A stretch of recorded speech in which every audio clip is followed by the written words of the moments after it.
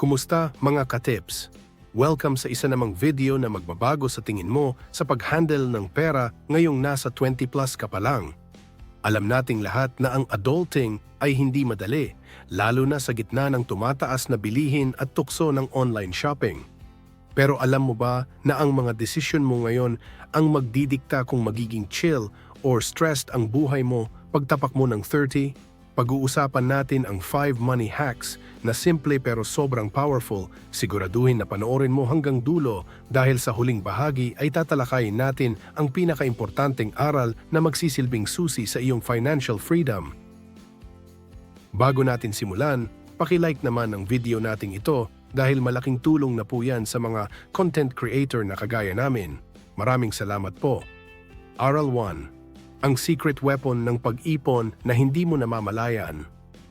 Ang isa sa pinakamalaking pagkakamali nating mga Pinoy pagdating sa adulting ay ang pag-asa sa ating willpower o disiplina lang kapag usapang pera na. Aminin natin na kapag nakita nating malaki pa ang balance sa ating e-wallets o payroll account, parang may boses sa isip natin na nagsasabing okay lang gumastos dahil deserve naman natin ito pagkatapos ng pagod sa trabaho. Dito pumapasok ang konsepto ng automation o ang paggawa ng sistema kung saan hindi mo na kailangang mag-isip kung mag-iipon ka ba o hindi dahil kusa na itong nangyayari. Sa halip na itira ang ipon mula sa natira sa gastos, baligtarin natin ang formula at unahin ang pag-set aside ng pera gamit ang mga digital tools na available sa atin ngayon para maging invisible ang savings mo sa iyong paningin. Ang unang step para magawa ito ng tama ay ang pagbubukas ng isang hiwalay na bank account na exclusive lang para sa iyong savings at siguraduhin na wala itong debit card o kahit anong madaling paraan para ma-withdraw ang pera. Sa panahon ngayon, napakaraming digital banks na nag-aalok ng high interest rates na umaabot ng 5% hanggang 6% kada taon. At ito ang pinakamagandang lugar para itago ang iyong invisible funds. Kapag ang pera mo ay nasa isang account na hindi mo nakikita sa tuwing magbabayad ka ng kape o pagkain, mas nababawasan ang chance na magalaw mo ito para sa mga bagay na hindi naman talaga kailangan. Isipin mo ito bilang isang vault na ang layunin lang ay protektahan ang future self mo mula sa mga biglaang gastos o cravings ngayong nasa 20 plus ka pa lang. Para maging legit at actionable ang discarding ito, kailangan mong iset up ang auto-transfer feature ng iyong mobile banking app tuwing sasapit ang kinsenas at katapusan ng buwan. Halimbawa, kung ang target mo ay makapagtabi ng 2,000 pesos kada buwan, i-schedule mo na ang automatic transfer ng 1,000 pesos tuwing payday bago mo pa man mahawakan o makita ang iyong sahod. Sa ganitong paraan, hindi mo na mararamdaman ang panghihinayang sa pag-iipon dahil ang matitira sa account mo ay iyon na talaga ang budget mo para sa mga bayarin at pang-araw-araw na pangangailangan. Ito ang tinatawag nating paying yourself first, kung saan binibigyan mo ng sahod ang iyong future bago mo bayaran ang mga kompanya ng kuryente, internet o mga online shopping platforms. Importante ring intindihin na ang pag-iwas sa tukso ay hindi lang tungkol sa pagtitipid, kundi sa paggawa ng friction o harang sa pagitan mo at ng iyong pera. Isang practical na paraan ay ang pag-unlink ng iyong savings account sa mga popular na apps, gaya ng GCash o Maya, para hindi mo ito magamit sa isang click lang habang nag-scroll ka sa social media sa madaling araw. Kapag kailangan mo pang mag-login sa isang hiwalay na app at mag-antay ng verification bago makakuha ng pera, mas mabibigyan mo ang sarili mo ng oras na mag-isip kung kailangan mo ba talaga ang bibilhin mo. Ang layunin dito ay gawing mahirap ang paggastos at gawing sobrang dali o automatic ang pag-iipon para kahit makalimutan mo pa ang goal mo, ang system mo ang gagawa ng trabaho para sa iyo. Sa huli, ang pagbuo ng habit na ito sa iyong 20 plus ay magbubunga ng malaki pagdating mo ng 30 plus dahil sa power ng consistency at compound interest. Simulan mo sa maliit na halaga gaya ng 500 pesos o kahit 300 pesos lang bawat sahod hanggang sa hindi mo na ito hinahanap-hanap sa iyong budget. Ang mahalaga ay matrain mo ang utak mo na ang savings ay hindi opsyon kundi isang mandatory na obligasyon sa sarili mo na kasing halaga ng pagbabayad ng renta o kuryente. Kapag naging invisible na ang iyong savings, Magugulat ka na lang paglipas ng ilang taon na mayroon ka ng malaking pondo na nakatago na handang sumuporta sa mga malalaking pangarap mo sa buhay nang hindi mo kailangang dumaan sa matinding gutom o paghihirap. Aral 2, ang pag-ipon ng pera ay hindi tungkol sa kung gaano kalaki ang iyong kinikita, kundi sa kung gaano kaliit ang iyong ginagastos kahit pa tumataas ang iyong income. Ang isa sa pinakamalaking bitag para sa mga kabataang Pinoy na nagsisimula ng kumita ay ang tinatawag na lifestyle creep o ang unti-unting pagtaas ng gastos kasabay ng pagtaas ng sahod. Madalas, kapag nakakakuha tayo ng promotion o bonus, ang unang iniisip natin ay ang pag-upgrade ng gadget, pagkain sa mas mamahaling restaurant o pagbili ng mga gamit na dati ay pangarap lang natin. Bagamat deserve nating i-reward ang ating sarili, ang hindi kontroladong pagtaas ng lifestyle ay magiging dahilan kung bakit pakiramdam mo ay paycheck to paycheck ka pa rin kahit mas malaki na ang laman ng bank account mo. Ang goal natin sa aral na ito ay matutunan kung paano i-maintain ang iyong standard of living habang pinapalaki ang iyong wealth gap para mas mapabilis ang iyong financial freedom. Ang pinaka-epektibong paraan para labanan ang lifestyle creep ay ang pagpapatupad ng 48-hour cooling period bago ang bawat malaking purchase o kahit simpleng pag-check-out sa online shopping apps. Kapag may nakita kang bagay na gusto mong bilhin, pilitin mong mag-antay ng 2 days bago mo tuluyang ibayad ang iyong pera dahil kadalasan ang emosyon lang natin ang nagpapatakbo sa ating pagbili. Sa loob ng 48 hours na ito, mawawala na ang excitement o ang tinatawag na dopamine hit at doon mo mapagtatanto kung kailangan mo ba talaga ang item na iyon o dala lang ito ng stress sa trabaho. Ang practical na money hack na ito ay makakatipid sa iyo ng libu-libong piso bawat taon na maaari mo sanang ilagay sa mga investments na magbibigay sa iyo ng passive income pagdating ng iyong 30s. Isa pang mahalagang aspeto ay ang pag-iwas sa pressure ng social media kung saan tila lahat ng tao ay nasa bakasyon, may bagong sasakyan o laging naka-outfit of the day na mamahalin. Bilang mga Pinoy, likas sa atin ang pagiging mapagbigay at minsan ay gusto nating ipakita sa mundo na nagtatagumpay tayo, pero dapat mong tandaan na ang totoong wealth ay ang perang hindi nakikita ng ibang tao. Huwag kang makipagsabayan sa lifestyle ng iyong mga kaibigan o ng mga influencers dahil hindi mo alam kung sila ba ay baon na sa utang para lang mapanatili ang kanilang imahe. Mas maigi pang tawaging simple o kuripot ngayon habang binubuo mo ang iyong assets kaysa magmukhang mayaman pero wala namang laman ang iyong emergency fund at palaging stressed sa susunod na bayaran ng bills. Maaari mo ring simulan ang pag-adopt ng tinatawag na baon culture o ang pagluluto ng sariling pagkain sa bahay sa halip na laging mag-order sa labas o magpa-deliver ng fast food tuwing lunch break. Kung gagawin mo ang math, ang paggastos ng 200 pesos bawat araw para sa pagkain sa labas ay aabot sa 4,000 pesos sa loob ng 20 working days. Pero kung ikaw ang magluluto, maaari mong mapababa ito sa 1,500 pesos lang. Ang matitipid mong 2,500 pesos ay isang malaking tulong na para sa iyong monthly insurance premium o pambili ng mga stocks at mutual funds. Hindi kailangang maging marangya ang bawat meal dahil ang layunin natin sa iyong 20s ay i-optimize ang iyong cash flow para hindi ka mahirapan pagdating ng panahon na may mas malalaking responsibilidad ka na gaya ng pagpapatayo ng bahay o pag-aalaga ng pamilya. Panghuli, kailangan mong maging strategic sa pag-reward sa iyong sarili sa pamamagitan ng pag-set ng isang specific na rewards fund na hiwalay sa iyong main savings. Sa halip na kumuha ng pera sa iyong emergency fund para sa isang travel o concert, mag-ipon ka ng extra money na talagang inilaan mo para sa luho para wala kang guilt na nararamdaman kapag ginagastos mo ito. Kapag kontrolado mo ang iyong rewards, mas nagiging masaya ang iyong journey sa pag-iingat ng pera dahil alam mong may limitasyon ang bawat gastos at hindi mo na isasakripisyo ang iyong future. Ang disiplina sa pag-manage ng iyong standard of living habang bata ka pa ay ang pinakamagandang regalo na maibibigay mo sa iyong sarili pagdating ng 30 plus dahil magkakaroon ka ng kalayaan na pumili ng trabahong gusto mo nang hindi ka natatakot mawalan ng income dahil alam mong matatag ang iyong pundasyon. Aral 3. Ang pagbuo ng proteksyon para sa iyong peace of mind at kinabukasan. Bago ka sumabak sa mga komplikadong investment gaya ng stocks o crypto, kailangang sigurado ka muna na matibay ang iyong financial foundation para hindi ka gumuho sa unang dagok pa lang ng tadhana. Sa ating kultura, madalas nating inaasahan ang tulong mula sa pamilya o kamag-anak kapag nagkaroon ng emergency. Pero ang totoong money hack sa iyong 20s ay ang pagkakaroon ng sariling pondo na sasalo sa iyo.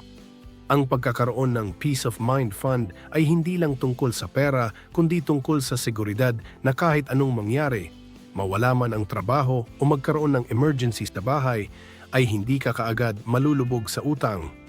Ito ang magsisilbing insurance mo laban sa mga hindi inaasahang pangyayari sa buhay na madalas sumisira sa plano ng mga kabataang Pinoy na nagsisimula pa lang mangarap.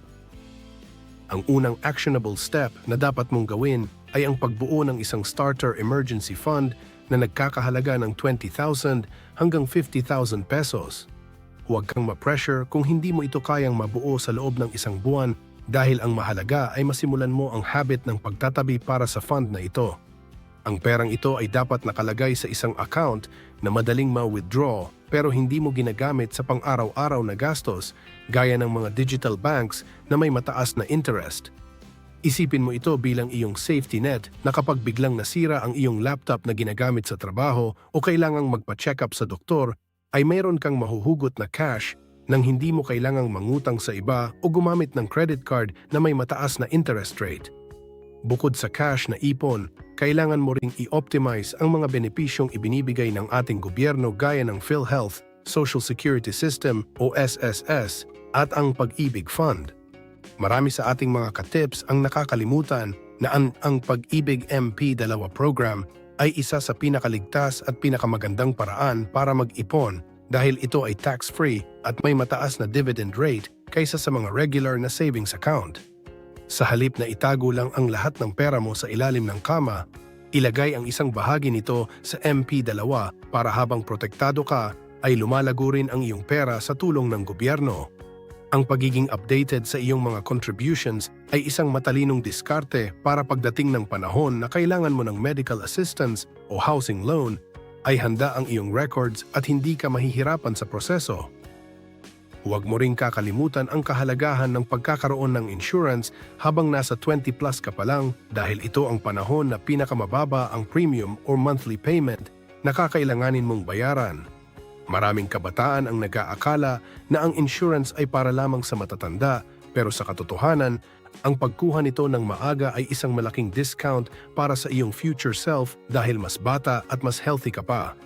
Maaari kang pumili sa pagitan ng term insurance na nakapokus lang sa proteksyon o ang mga health-oriented insurance na sasagutin ang iyong hospital bills kung sakaling magkaroon ng malubhang karamdaman. Ang pag-invest sa iyong proteksyon ngayon ay paraan para masigurado na ang mga maiipon mo sa iyong 30s ay mapupunta sa pagpapalago ng yaman at hindi lang mauubos sa isang bagsakang bayad sa ospital. Panghulita, ang pinakamalakas na proteksyon na maaari mong makuha ay ang pag-invest sa iyong sariling kakayahan o ang tinatawag na skill stacking. Ang pera ay pwedeng mawala pero ang kaalaman mo sa mga high-ticket skills gaya ng digital marketing, data analysis o video editing ay mananatili sa iyo kahit anong mangyari sa ekonomiya. Sa iyong 20s, maglaan ka ng budget at oras para sa mga online courses at certifications na magpapataas ng iyong value sa market para magkaroon ka ng income security. Kapag alam mong marami kang kayang gawin at marami kang pwedeng pagkakitaan, hindi ka na matatakot sa anumang krisis dahil ikaw mismo ang iyong pinakamahalagang asset. Ang kombinasyon ng cash savings, insurance, at skills ang bubuo ng iyong ultimate peace of mind na magdadala sa iyo sa tagumpay pagtapak mo ng 30 years old. Aral 4. Ang diskarte sa pag-manage ng utang at pag-ingat sa iyong credit standing. Sa mundong puno ng buy now, pay later at mga online lending apps na madaling ma-access sa isang click lang, napakabilis mahulog sa bitag ng utang na pwedeng sumira sa iyong financial future. Ang ika-4 na aral para sa ating mga ka-tips ay ang pagkakaroon ng tamang disiplina sa paghiram ng pera dahil ang utang ay pwedeng maging hagdan para umasenso o kaya naman ay maging malalim na hukay na mahihirapan kang takasan. Sa iyong 20s, kailangang matutunan mo ang pagkakaiba ng good debt o utang na ginagamit para sa negosyo o investment, at bad debt o utang na ginagamit lang para sa luho o mga gamit na bumababa ang value. Ang paglilinis ng iyong records at pag-iwas sa masasamang bisyo sa pera ang magsisilbing pass mo para mas madaling makakuha ng housing o business loan pagdating mo ng 30s. Ang unang practical na hakbang ay ang pagtrato sa iyong credit card bilang isang tool para sa convenience at hindi bilang extra cash o dagdag na sahod. Kung ikaw ay gagamit ng credit card, siguraduhin na mayroon ka ng cash na pambayad sa kung anuman ang bibilin mo para mabayaran mo ito ng buo bago ang due date at hindi ka mapatungan ng interest. Ang layunin natin dito ay makuha ang mga rewards, points at perks ng card nang hindi nagbabayad ng kahit isang piso para sa interest charges na madalas ay nasa 3% hanggang 4% kada buwan. Sa pamamagitan ng pagbabayad on time, bumubuo ka ng magandang credit score na magiging batayan ng mga bangko kung mapagkakatiwalaan ka ba nila sa mas malalaking halaga ng pera sa hinaharap para sa iyong mga pangarap na ari-arian. Kailangan mo ring maging maingat sa mga tinatawag na loan sharks o mga online lending platforms na nangangako ng mabilis na pera pero may kasamang sobrang taas na interest at mapanirang paniningil. Bilang isang wise na adult, iwasan ang pangungutang para lang pambayad sa isa pang utang dahil ito ang simula ng isang cycle na mahirap putulin at nakakasira ng mental health. Kung kasalukuyan kang may utang, gamitin ang snowball method kung saan uunahin mong bayaran ang pinakamaliit na balanse habang nagbabayad ng minimum sa iba para magkaroon ka ng sense of accomplishment at momentum. Ang pagtatapos ng maliliit na utang ay magbibigay sa iyo ng kumpiyansa na kaya mong kontrolin ang iyong pera at hindi ang pera ang kumokontrol sa iyong buhay. Sa ating kulturang Pinoy, madalas tayong malapitan ng mga kaibigan o kamag-anak para maging garantor o para manghiram ng pangalan para sa isang loan. At dito mo kailangang matutong magsabi ng hindi. Protektahan ang iyong pangalan at ang iyong financial capacity dahil kapag hindi nakapagbayad ang taong tinulungan mo, ikaw ang hahabulin ng batas at ikaw ang masisira ang credit record sa mga bangko. Matutong magtakda ng boundaries at ipaliwanag ng maayos na nag-iipon ka rin para sa iyong kinabukasan kaya hindi mo kayang i-risk ang iyong pangalan para sa utang ng iba. Ang pagiging matulungin ay nasa dugo natin. Pero siguraduhin na hindi mo isinasakripisyo ang iyong sariling seguridad para sa pagkakamali ng ibang tao pagdating sa paghawak ng pera. Panghuli, laging tandaan ang rule na bayad muna bago luho para hindi ka mamuhay sa takot tuwing sasapit ang katapusan ng buwan. Bago ka bumili ng bagong sapatos o mag-travel sa ibang bansa, siguraduhin na wala kang nakabinbing utang na may interest dahil ang interest na binabayaran mo ay perang ninanakaw mula sa iyong future savings.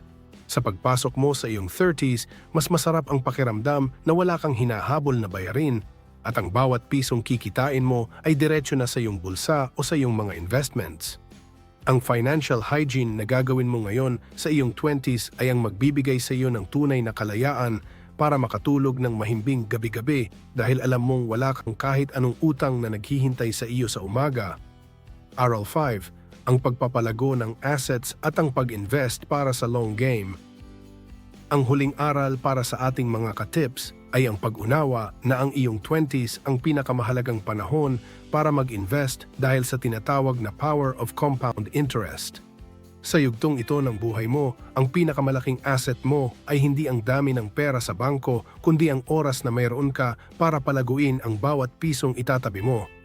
Huwag mong isipin na kailangan mo ng daan-daang libo para magsimulang maging investor dahil sa panahon ngayon, maaari ka nang magbukas ng stock market account o bumili ng Unit Investment Trust Funds o UITF sa halagang 1,000 pesos lang. Ang mahalaga sa aral na ito ay ang paglipat ng iyong mindset mula sa pagiging consumer na laging bumibili ng gamit, patungo sa pagiging isang owner o investor na bumibili ng mga assets na nagbibigay ng dagdag na kita sa hinaharap. Ang unang practical na hakbang para sa isang beginner ay ang pag-diversify o ang hindi paglalagay ng lahat ng iyong itlog sa isang basket para hindi ka masyadong kabahan kapag bumaba ang market. Maaari mong hatiin ang iyong investment sa 3 bahagi base sa risk na kaya mong tanggapin. Ilagay ang isang bahagi sa safe at liquid na digital banks ang isa naman sa medium risk gaya ng Pag-ibig MP2, at ang huling bahagi sa high risk pero high reward na mga assets gaya ng stocks o crypto. Sa ganitong paraan, habang bata ka pa ay nararanasan mo na kung paano gumalaw ang iba't ibang uri ng investments at mas nagiging matalino ka sa pag-manage ng iyong portfolio.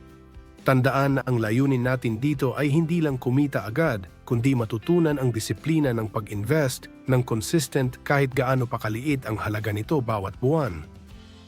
Napakahalaga rin na matutunan mong magbasa at mag-research bago magpasok ng pera sa anumang kumpanya o investment platform sa halip na sumunod lang sa uso o hype sa social media.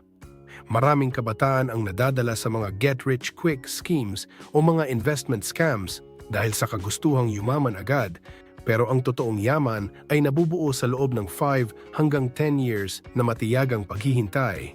Bilang isang modernong investor, gamitin ang mga free resources sa internet para intindihin kung paano kumikita ang isang business o kung ano ang track record ng isang fund manager bago ka mag-commit. Ang kaalaman mo ang magsisilbing protection mo para hindi ka mabudol ng mga mabulaklak na salita ng mga taong gusto lang makuha ang pinaghirapan mong pera sa trabaho. Maaari mo ring gamitin ang iyong extra income o side hustle para pondohan ang iyong mga investments sa halip na iasa lang lahat sa iyong main salary.